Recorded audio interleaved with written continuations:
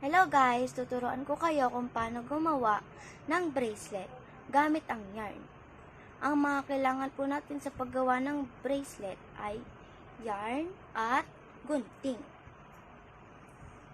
Unakuhain po natin ang dulo at iikot lang po natin dito.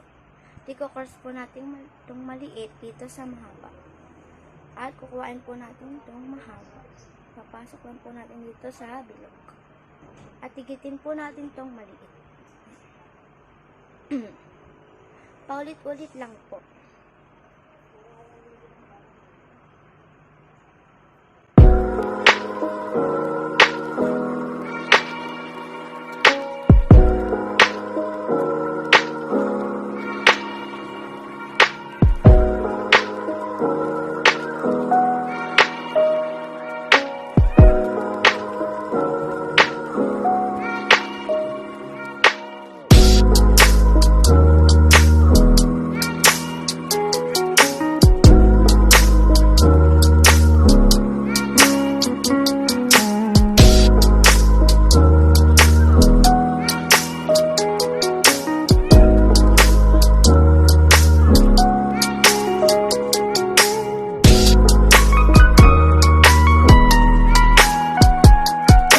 Kapag sakto na po sa kamay, pwede na po.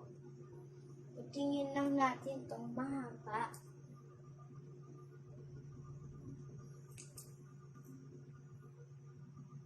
At itali lang natin. Para po hindi matanggal.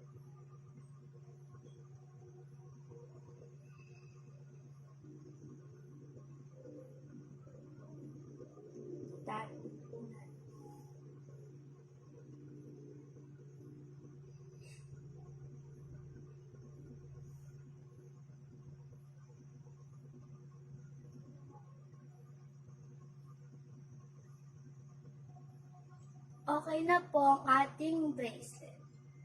Sana po natutunan niyo po ang aking ginawa. Maraming salamat po sa panonood. Paalam!